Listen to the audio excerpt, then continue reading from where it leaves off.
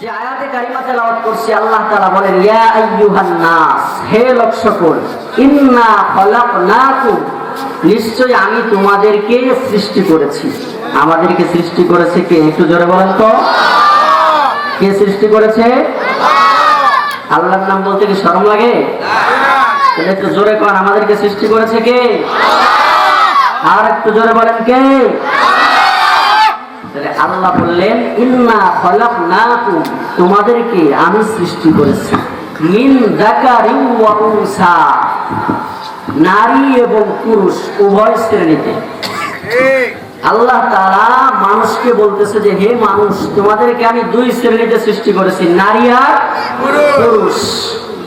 এরপরে আল্লাহ বলেন ওয়াজআলনাকুম শুউবা, অতঃপর তোমাদেরকে আমি শাখা প্রশাখায় বিভক্ত করেছি, ওয়া কবাইলা, এবং তোমাদের গোষ্ঠী, তোমাদেরকে গোষ্ঠীতে গোষ্ঠীতে ভাগ করেছি, গোত্রে গোত্রে ভাগ করেছি। কেন? লিতাআরাফু, জানি তোমাদের পরিচয়টা ভালোভাবে জানা যায়, পরিচয় বহন করার জন্য। তাহলে দুনিয়ার মধ্যে আমাদেরকে আল্লাহ তাআলা গোষ্ঠীতে গোষ্ঠীতে গোত্রে গোত্রে ভাগ করেছে মূলত আমাদের পরিচয় সহজ করার জন্য। আমাদের কি সহজ করার জন্য বলেন তো? শুধুমাত্র স্রেফ পরিচয় বহন করার জন্য, যে অমুক ফরাজি সাহ, অমুক মোল্লা, অমুক মন্ডল, অমুক শিকদার, অমুক এইটা, অমুক সেইটা। এইটা আল্লাহ তাআলা বলতেছে যে শুধুমাত্র তোমাদের পরিচয় যাতে সহজ হয়, একজন যাতে আর একজনকে চিনতে সহজ হয়, এই জন্য তোমাদেরকে গোত্রে গোত্রে ভাগ করেছি, গোষ্ঠীতে গোষ্ঠীতে ভাগ করেছি। তাহলে এবার আসেন, আল্লাহ বললেন গোত্রে গোত্রে ভাগ করেছি যাতে চিনতে সুবিধা হয়। তাহলে এক গোষ্ঠীর উপরে আর এক গোষ্ঠীর কোনো দাম আছে? জি না। আল্লাহর কাছে কোনো দাম আছে? জি না। আল্লাহ বলেন ওয়াজআলনাকুম শুউবান ওয়া কবাইলা লিতাআরাফু, ও দুনিয়ার মানুষ শোনো, তোমাদেরকে আমি পুরুষ নারী উভয় শ্রেণীতে বিভক্ত করেছি। আমি আল্লাহ তাআলা তোমাদেরকে পুরুষ এবং নারী করে দুনিয়ার মধ্যে পাঠাইছি। সৃষ্টি করার পরে তোমাদেরকে আমি আল্লাহ তাআলা শাখা প্রশাখা গোত্রে গোত্রে ভাগ করেছি। আমি আল্লাহ পাক রব্বুল আলামিন গোষ্ঠীতে গোষ্ঠীতে ভাগ করেছি। কাউকে দুনিয়ার মধ্যে আমি মোল্লা পদবি দিয়েছি, আবার কোন মানুষকে দুনিয়ার মধ্যে আমি আল্লাহ তাআলা মন্ডল বানাইছি। কাউকে মোল্লা বানাইছি, কাউরে সৈয়দ বানাইছি, কাউরে মুচি বানাইছি, কাউরে মেথর বানাইছি। এই সবগুলা আমি আল্লাহ তাআলা তোমাদের পরিচয় জানি সহজ হয় এই জন্য করেছি। বলেন সুবহানাল্লাহ। কয়েকজনে জোরে সুবহানাল্লাহ কইছে, আর বাকিরা কোন নাই। কিন্তু এখন যেই বোঝে না, নতুন নাকি, এখন যেই ফজিলাতের কথা বলবো এইবার আবার আপনারা কইলেন না কিন্তু সুবহানাল্লাহ। আল্লাহর নবী হাদিসের মধ্যে, বুখারীর হাদিস, আল্লাহর নবী বলেন ক্বালান নবী সাল্লাল্লাহু আলাইহি ওয়াসাল্লাম, ক্বালান নবী সাল্লাল্লাহু আলাইহি ওয়াসাল্লাম, মান ক্বালা সুবহানাল্লাহ। আল্লাহর নবী বলেন দুনিয়ার মধ্যে যদি কোনো ব্যক্তি একবার পড়ে সুবহানাল্লাহ, গুরিসাত লাহু নাকলাতুন ফিল জান্নাহ। আল্লাহর নবী বলেন আল্লাহ তাআলা তার জন্য জান্নাতে একটা খেজুর গাছ লাগায়া দেয়। এখন সুবহানাল্লাহ বলেন কে? লাভ পাইছেন? লাভ, তাই না? জান্নাতে একটা কি লাগানো হয়? খেজুর গাছ। আল্লাহর নবী বলেন একবার সুবহানাল্লাহ দুনিয়ায় তুমি পড়লা, আল্লাহ তাআলা তোমার জন্য জান্নাতে একটা খেজুর গাছ লাগাইলো। এরপরে নবী আলাইহিস সালাতু ওয়াস সালাম বলেন কত বড় খেজুর গাছ জানোনি? এত বড় একটা খেজুর গাছ জান্নাতে একবার সুবহানাল্লাহ বলার কারণে তোমার জন্য রোপণ করা হলো। একটা দ্রুতগামী ঘোড়া নিয়ে সওয়ার হইয়া যদি কেউ 500 বছর দৌড়ায়, তারপরেও ওই জান্নাতের খেজুর গাছের ছায়া অতিক্রম করতে পারবে না। এত বড় খেজুর গাছ বাংলাদেশে আছে না? তাহলে সৌদি আরব অবশ্যই আছে। কি বলেন? হ্যাঁ আছে। এই জন্য ভাইয়েরা আমার সুবহানাল্লাহ জোরে কইবেন না আস্তে কইবেন? এবার হিসাব মিলান, জোরে কইবেন না আস্তে কইবেন? তাহলে একবার আকাশ বাতাসকে প্রকম্পিত করে দুনিয়ার এই জমিন থেকে আসমানে আল্লাহর আরশে সুবহানাল্লাহর আওয়াজ পাঠিয়ে দেন, জোরে পড়েন সুবহানাল্লাহ। তো বলতেছিলাম, আল্লাহ বললেন যে তোমাদেরকে আমি গোত্রে গোত্রে ভাগ করছি তোমাদের পরিচয় বহন করার জন্য। এটা শুধু এক গোত্র আর এক গোত্রের চাইতে বড়, এইটা এই গৌরব দেখানোর জন্য বংশে বংশে আমি কি করি নাই, ভাগ করি নাই। আল্লাহ বলেন ইন্না আকরামাকুম ইনদাল্লাহি আতকাকুম, আমি আল্লাহ তাআলার কাছে দুনিয়ার এই বংশের দুনিয়ার গোত্রের কোনো মূল্য নাই, সাদা চামড়া কালো চামড়ার কোনো মূল্য নাই, আরবি অনারবির কোনো মূল্য নাই। আমি আল্লাহর কাছে একমাত্র শুধুমাত্র কেবলমাত্র দামি হচ্ছে ওই বান্দা, শুধুমাত্র আমি আল্লাহর কাছে দামি সে। ইন্না আকরামাকুম ইনদাল্লাহি আতকাকুম, তোমাদের মধ্যে আমার কাছে সবচাইতে বেশি সম্মানিত হলো সে, আমি আল্লাহকে সবচেয়ে বেশি ভয় করে যে। তাহলে আল্লাহ বললেন দুনিয়ার মানুষের মধ্যে আমার কাছে সবচেয়ে সম্মানী মানুষ হলো সে, আমি আল্লাহকে সবচেয়ে বেশি ভয় করে যে। কিন্তু দুনিয়ার মধ্যে আমরা দেখি সবচেয়ে বড় আল্লাহর ওলি, আল্লাহকে ভয়কারী মানুষ, এমন মানুষকে আমরা সম্মান দেই না। আমরা সম্মান দেই গোষ্ঠী দেখা, বংশ দেখা, আমরা সম্মান দেই পাওয়ার দেখা, আমরা সম্মান দেই চেয়ারের মালিক দেখা, ক্ষমতার বাহাদুরে দেখা, কার কতগুলা লাঠি আছে, কার কতগুলা লাঠিয়াল বাহিনী আছে, কার কত বংশের রক্ত কত গরম আছে, এইগুলা দেখা আমরা মানুষকে সম্মান দেই। ও দোস্ত, আল্লাহ বলেন সম্মান এভাবে দিতে হয় না, সম্মান এভাবে দিতে হয় না। আমি আল্লাহ তোমাদেরকে সম্মান করা শিখা দেই। দুনিয়ার মধ্যে যেই মানুষগুলা আল্লাহর সাথে যার সম্পর্ক যত বেশি, সেই মানুষগুলাকে আমি আল্লাহ তত বেশি সম্মান করি। এইবার তোমরা চিন্তা করে দেখো কারে সম্মান করবা। আমরা সবচেয়ে বেশি সম্মান করতে হবে কারে? যার মধ্যে আল্লাহর ভয় বেশি। কথা বলছেন, আল্লাহ এখানে বলে নাই আলেমের কথা, আল্লাহ এখানে বলে নাই মুসলমান ফরাজি সাহেবের কথা, হাজী সাহেব কাজী সাহেবের কথা। কারণ আল্লাহ ভালো করেই জানে দুনিয়ার মধ্যে যত আলেম আছে সব আলেম সলিড না, ঠিক কিনা? দুনিয়ার মধ্যে সব টুপিওয়ালা সলিড না। দুনিয়ার মধ্যে সব টুপিওয়ালা পাঞ্জাবিওয়ালা যদি সলিড হইতো, তাহলে গত রাত্রে ইস্তেমার ময়দানে রাত 3টায় যখন সাধারণ মানুষগুলা ঘুমের মধ্যে ঘুমন্ত মানুষগুলাকে টুপি পরে দাড়ি নিয়ে জুব্বা নিয়ে এসে রামদা দিয়া আর আপনার লাঠি দিয়া যেভাবে ইচ্ছা সেভাবে ঘুমের মানুষগুলাকে পিটায়া টুপি আর দাড়ি নিয়ে মারতে পারতো না, ঠিক কিনা? জোরে এজন্য আল্লাহ বলে নাই টুপিওয়ালা দাড়িওয়ালা আমার কাছে সম্মানী। কারণ আল্লাহ জানে কিছু টুপিওয়ালা আসলে মূলত ওরা টুপিওয়ালা না, টুপির ভ্যাস ধরবে, ঠিক কিনা? জোরে কন। আল্লাহ বলেন কিছু জুব্বাওয়ালা দুনিয়ায় জুব্বাওয়ালা নয়, ওরা দুনিয়ার মধ্যে জুব্বা গায়ে দিয়া ওদের স্বার্থ হাসিল করবে, জোরে কন, ঠিক কিনা? এই জন্য আল্লাহ ওদেরকে সম্মান করতে বলে নাই। আল্লাহ বলছে আমার ভয় যার মধ্যে যত বেশি সে তারে তোমরা তত বেশি সম্মান করবা, আমি সম্মান করি।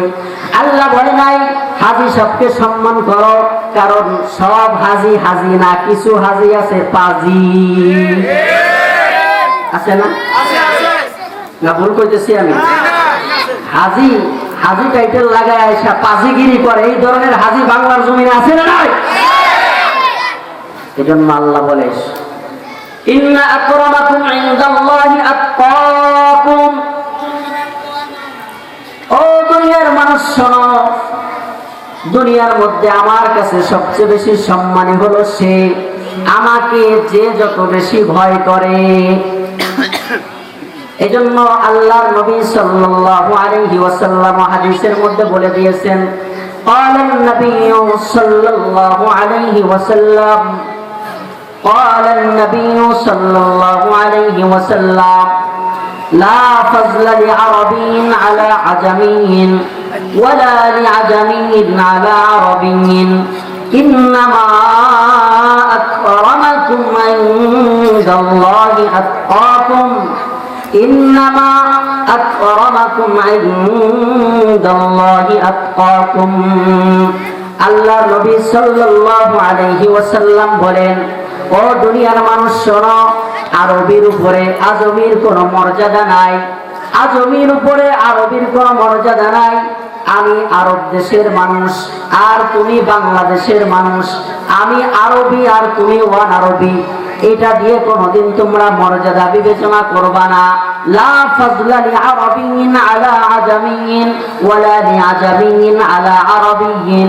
আল্লাহর নবী বলেন, আরবের উপরে ওয়ান আরবের মর্যাদা নাই, ওয়ান আরবের উপরে আরবের কোনো মর্যাদা নাই, বরং আল্লাহর নবী বলেন, লা ফাজলা লিআরাবিয়্যিন আলা আজামিয়্যিন ওয়ালা লিআজামিয়্যিন আলা আরাবিয়্যিন সুম্মা তালা ইন্নামা আকরামাকুম ইনদাল্লাহি আতকাকুম।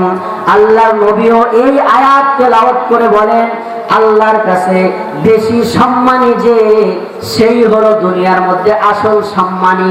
সুতরাং যার মধ্যে আল্লাহর ভয় যত বেশি, আল্লাহ তাআলা তারে তত বেশি সম্মান করে, সুতরাং তার মর্যাদা দুনিয়ায় তত বেশি। সুবহানাল্লাহ, এটা সুবহানাল্লাহ কর। জান্নাতে কি লাগানো হয়ে গেছে বলতো? হ্যাঁ, কি লাগানো হয়েছে? আইরে লস করছে যারা সুবহানাল্লাহ না কইছে, ওনারা লস করছে না? বিশ্বাস হয় করে হাদিসের কথা? তাহলে আরেকবার কোন না সুবহানাল্লাহ।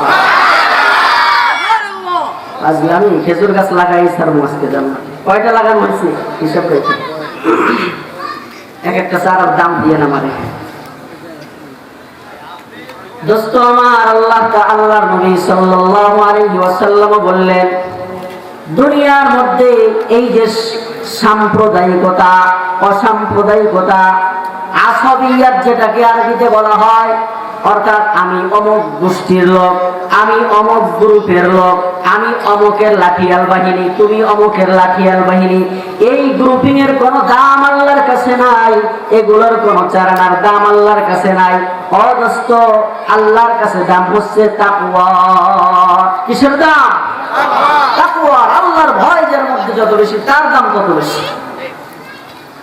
তারিখের কিতাবের মধ্যে ইতিহাস এসেছে, তাম বিশ্ব শাসন করেছে 4 জন বাদশাহ। আমার সাথে কোন কয়জন বাদশাহ? একটু জোরে, কয়জন? আরো জোরে, কয়জন? সামনে নির্বাচন হইতেছে না, গলা ক্লিয়ার করা লাগবে না? তাম বিশ্ব আল্লাহ তাআলা 4 জনকে দিয়ে শাসন করেছে। জোরে কোন কয়জন? এই 4 জনের মধ্যে 2 জন হলো আল্লাহর ভয় যাদের মধ্যে ছিল, 2 জন মুত্তাকি। আর 2 জন যাদের মধ্যে আল্লাহর ভয় ছিল না, আল্লাহর নাফরমান ছিল। যেই 2 জন আল্লাহর নাফরমান ছিল, তার মধ্যে একজন হলো বুখতে নাসার। কি বলছি বলেন? আগে নাম শুনছেন নাকি? শুনেন নাই না? কেউ কেউ শুনছেন, কেউ কেউ শুনেন নাই। যাই হোক, বুখতে নাসার তাম বিশ্ব, তাম জাহান আল্লাহ তাআলা তারে দিয়ে শাসন করাইছে। এই বুখতে নাসার সে ছিল কাফের, কিন্তু আল্লাহ তাআলা তারে দিয়ে তাম জাহান শাসন করাইছে।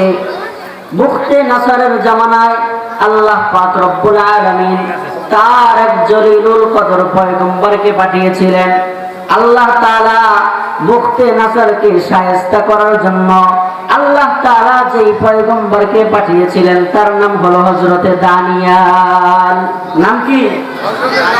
হযরত দানিয়াল আলাইহিস সালাতু ওয়াস সালাম।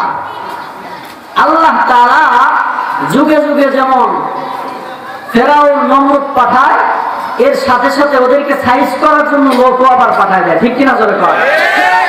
যেমন হযরতে মুসা আলাইহিস সালাতু ওয়াস সালাম, ফেরাউনের সময় আল্লাহ তাআলা ফেরাউন যেমন গরম, সাইজ করার জন্য নবীও পাঠাইছে গরম। ঠিক কিনা জোরে কর? নবীর নাম কি ছিল? মুসা আলাইহিস সালাম। এক থাপ্পড়ে দাঁত ফেলাই দিত। আজ আজরাইলের চোখ ফেলাই দিয়েছে। চিন্তা করেন তাহলে কেমন গরম। আজরাইল এসে যখন কইছে যে আমি তো এত মালাকুল মাউত, আমি তোমার জান কবজ করতেছি, মুসা আলাইহিস সালামকে মস্করা করো। আল্লাহ তাআলার কাছে চোখটা নিয়ে যায়, আল্লাহ এ কার কাছে পাঠাইছো তুমি আমার? এই নাকি তোমার নবী যাবে যে আমার চোখের অবস্থা করছে কি? তুই যে কি পরিচয় দেশ নাই? আমি তো কইছি আমি তোমার জান নিতে কাদা। তাই চামচ সাথে গরম নবী। তো ফেরাউনকে সাইজ করার জন্য আল্লাহ তাআলা মূসাকে পাঠাইছে। ঠিক আরবের মধ্যে যারা বংশে বংশে এই আসাবিয়াতের ঢোল ডাক্কর যারা বাজাইতো, অর্থাৎ আমি এই গোত্রের লোক, আমি আউস গোত্রের লোক, আমি খাজরাজ গোত্রের লোক, আমার মর্যাদা বেশি, ওর মর্যাদা কম, এই বংশ মর্যাদা নিয়ে মারামারি করতে করতে এমন অবস্থা ওদের হয়েছিল আল্লাহর নবীর জামানায় যে ওরা মরার সময় ওসিয়ত করে যেত। মরার সময় মানুষ ওসিয়ত করে না, সদরুদ্দিন আমি তোর বাঁচবো না, তোর ভাই বোনকে এক জায়গা কর, কিছু কথা কয়ে যায় মরা লাগে, কয় না? বুঝলেন না? একটু জোরে কোন কয় না? তো আরবের এই আউস খাজরাজ গোত্রের এই জাহেলি যুগের লোক যারা ছিল তারা এরকম করতো, আমি তো মনে হয় বাঁচবো না রে, আমার কিছু কথা আছে, তোরা সবাই একটু আউগা এদিকে। তো কি করবেন কন সর্দার সাহেব? কইতে আমার কি বেশি কিছু কমো না, জমি জমা যা ছিল এটা তো আগেই ভাগ বটারা করে দিছি, ক্ষমতা যা ছিল তাও তো হস্তান্তর করে দিছি, বাকি যেটা কইতাম লিগে ডাকছি সেইটা হইলো ওই গোত্রের সাথে আমাদের একটা ঝামেলা আছে। বুঝলেন কথা? ওই গোত্রের সাথে আমাদের একটা ঝামেলা আছে। সর্দার সাহেব কি নিয়ে ঝামেলাটা? বেশি কিছু না, আমার দাদার দাদার দাদার দাদা হ্যাঁ পুকুরের গাটলা ওই গোত্রের তার দাদার দাদার দাদার দাদার উঠে একটু পানি খাইছিল, এটা নিয়ে ঝামেলা। এটা কোনো ঝামেলার বিষয়? ওই যে আসাবিয়াত বংশ মর্যাদা আমাদেরকে শেষ করে দিছে। আরে আমি মোল্লা, আমি মন্ডল, তুই কে? কে আদরে কর? আরে আমি সৈয়দ, আমি আমার বংশের, আমি তমক বংশের। তো এদের অবস্থা এমন ছিল। তো আল্লাহ তাআলা তার হাবিব মুহাম্মদুর রাসূলুল্লাহকে এই জামানায় পাঠাইছে, পাঠায়া ওদের গোত্রের যে যা আছে এগুলো সব ধূলিসাৎ করে দিয়েছে। আল্লাহর নবী আয়েশা কয় লা ফাজলা লি আরাবিয়্যিন আলা আজামিয়্যিন ওয়ালা লি আজামিয়্যিন আলা আরাবিয়্যিন। ও আরবের মানুষ, তোমাদের চামড়া একটু সাদা, তোমরা দেখতে একটু বেশি উচ্চ, স্বাস্থ্যটা একটু ভালো, তোমরা একটু শক্তিশালী। আর বাংলাদেশের মানুষ দেখতে একটু কালো, ওরা একটু ছোটখাটো, শক্তি একটু কম, কিন্তু এটা দিয়ে আল্লাহ তাআলার কাছে কোনো মর্যাদা হয় না। তোমরা আরবি, ওরা অনারবি, এটা দিয়ে কোনো মর্যাদা হয় না। আজকে থেকে যত বংশ মর্যাদা আছে সব পায়ের নিচেই ধূলিসাৎ করে দিয়ে ইসলাম গ্রহণ করো, করেন সুবহানাল্লাহ। ইসলাম ধর্মে যখন আমি ঢুকছি আমার বংশ মর্যাদার কোনো দাম নাই। জোরে কান ওরা যারা দাঁড়ায় রয়েছে ওরা চলে যেতে কইছেন আপনারা? মেহেরবানি করে আসি না ভাই, আপনার পায়ে হাত ধরে, আপনার পায়ে হাত দিচ্ছি আমি, নায়েবে নবী ভাই, আসেন মাহফিলের প্যান্ডেলে চলে আসেন, পিছনে যায় না, আসেন সামনে আসেন। ইনশাআল্লাহ এই প্যান্ডেলে ঢুকলে আল্লাহ গুনাহ মাফ করবে, আমি বললাম গুনাহ মাফ করবে। আসি আসি ভাই, আসি আসি ইনশাআল্লাহ, চলে আসি চলে আসি ইনশাআল্লাহ। তো ভাইরা আমার বলতেছিলাম দানিয়েল আলাইহিস সালাতু ওয়াস সালাম বুখতে নাসরের জন্য আল্লাহ তাআলা দানিয়েল পয়গম্বরে পাঠাইছে, কিন্তু বুখতে নাসর তো অহংকারী বাদশা। কি বাদশা? একটু জোরে কর। অহংকারী। আমাদের সমাজে এমন কিছু মানুষ আছে না নাই যারা অহংকারে ভরা, পা থেকে মাথা পর্যন্ত তার অহংকার ভরা। এমনকি মসজিদের মধ্যে যদি যায় তারপরেও বলে আমার যাই নামাজটা আলাদা রাখবা, আমি ওই রিকশাওয়ালার পাশে দাঁড়াইতে পারবো না। আছে না নাই? হ্যাঁ, আমি সভাপতি সাহেব আমার যাই নামাজটা হুজুরের পিছনেই রাখবা, মুয়াজ্জিনের পাশে, যাতে আর আমার জায়গাটা খালি রাখবা। শুক্রবারে আমি যাতে ইমাম সাহেব যখন খুতবায় দাঁড়ায় ওই সময় সমস্ত মানুষের ঘাড় টপকায়া টপকায়া ওই জায়গায় বসতে পারি, এমন কিছু মুসল্লি আছে না নাই? এই অঞ্চলে নাই? আরে নাই, নাই। এলে আছে না, এ জায়গাও আছে। আল্লাহ হেফাজত করুন। যাই কথা ওদিকে বলবো না। তো হযরতে দানিয়েল আলাইহিস সালাতু ওয়াস সালামকে বুখতে নাসার দেখলো আমার রাজত্ব শেষ করে দিবে এই দানিয়েল পয়গম্বর। এই জন্য বুখতে নাসার দানিয়েল পয়গম্বরকে কি করলো, গ্রেফতার করে জেলখানার পরাকাষ্ঠার মধ্যে দিয়ে দিয়েছে। দানিয়েল আলাইহিস সালাতু ওয়াস সালামকে জেলখানায় ভরে দিয়েছে। জেলখানার পরাকাষ্ঠার মধ্যে দানিয়েল আলাইহিস সালাতু ওয়াস সালাম রাতের বেলা যখন বুখতে নাসার বাদশা ঘুমিয়ে পড়েছে, ঘুমের মধ্যে স্বপ্ন দেখে। ঘুমের মধ্যে স্বপ্ন দেখতেছে বিশাল বড় একটা মূর্তি। এত বড় মূর্তি হযরতে দানিয়েল তার জীবনে দেখে নাই। দানিয়েল বুখতে নাসার জীবনে দেখে নাই। সে তো দেখে নাই তার বাপ দাদা 14 গোষ্ঠীও দেখে নাই। বুখতে নাসার এই মূর্তি, বিশাল বড় মূর্তি যখন দেখেছে তখন ভয় পাওয়া গেছে। হায় হায় রে, আমার এই রাজত্বের মধ্যে এত বড় মূর্তি তো জীবনে কোনোদিন দেখি নাই। এই মূর্তির অবস্থা হলো বিশাল বড় একটা মূর্তি, ভয়ঙ্কর একটা মূর্তি, যেই মূর্তির মাথা থেকে গলা পর্যন্ত পুরাটাই হলো স্বর্ণ। কি জোরে কন? পুরাটাই কি স্বর্ণ? কি দামি জিনিস না অদামি জিনিস? কেমন দামি? অনেক দামি জিনিস, তাই না ভাই? বুখতে নাসার বলে দেখলাম আমি মাথা থেকে গলা পর্যন্ত পুরাটাই স্বর্ণ। এই মূর্তিটার পুরা মাজা পর্যন্ত আমি দেখলাম রূপা। তারপরে মাজা থেকে নিয়ে হাঁটু পর্যন্ত তামা, লোহা, বিভিন্ন ধাতু। হাঁটুর থেকে নিয়ে পায়ের টাকনো পর্যন্ত মাটি। এই মূর্তিটা দেখলাম হঠাৎ করে পিছনে ঘুরা আমার দিকে তাকায় একটা বেশকি মারছে। কি মারছে? বেশকি বোঝেন আপনারা? হ্যাঁ, বেশকি মারে না, দাঁত দিয়ে এরকম কেমন জানি। তো বুখতে নাসার বলে যখন আমার দিকে তাকায় একটা বেশকি মারছে, বেশকি মারার সাথে সাথে আমি ভয় পেয়ে গেছি। হঠাৎ করে কিছু সময় পরে দেখলাম এত বড় বিশাল মূর্তি, এই মূর্তির মাথার উপরে ছোট্ট একখানা পাথর পড়লো। ছোট্ট একখানা পাথরের আঘাতে এই মূর্তিটা একেবারে জারা জারা টুকরা টুকরা হয়ে গেল। পরে সুবহানাল্লাহ। সুবহানাল্লাহ কে কইছেন বুঝেন নাই, বুঝবেন সামনে। আগে আমি বলে দিলাম, কারণ আমি তো ঘটনা জানি। বুঝেন না? কেউ যদি ঠিক আছে মোর পাথর পরে মূর্তি ভাঙছে দিলে সুবহানাল্লাহ কমুকা কে ভাবে যে বলতেছি। বুখতে নাসার ঘুম ভাঙার পরে এবার বুখতে নাসার অস্থির হয়ে গেছে। বুখতে নাসার অস্থির হয়ে গেছে টেনশনে। একে তো ভয়, 2 নম্বরে টেনশন। হায় হায়, কি দেখলাম। এত বিশাল একটা মূর্তি, এতগুলা ধাতু দিয়ে তৈরি করা, কিন্তু কোথা থেকে জানি একটা ছোট্ট পাথর আসলো। পাথরের টুকরা মাথায় পড়ার সাথে সাথে সব নিস্তানাবুদ হয়ে গেল। মূর্তি ভেঙ্গে টুকরা টুকরা হয়ে গেল। এবার বুখতে নাসার তার রাজ্যের যারা ছিল, গণক যারা ছিল, স্বপ্নদ্রষ্টা যারা স্বপ্নের ব্যাখ্যা দিত, তাদেরকে ডাক দিয়ে বলে, ও সভাসদ সবাই দিকে আসো, আমার স্বপ্নের ব্যাখ্যাটা একটু বইলা দাও। এখন স্বপ্নের ব্যাখ্যাকার যারা ছিল, গণক যারা ছিল, এইরকম স্বপ্নের বিদ্যা তো আমরা জীবনে পড়ি না। বাদশা আপনি যা কইতেছেন কি করেন?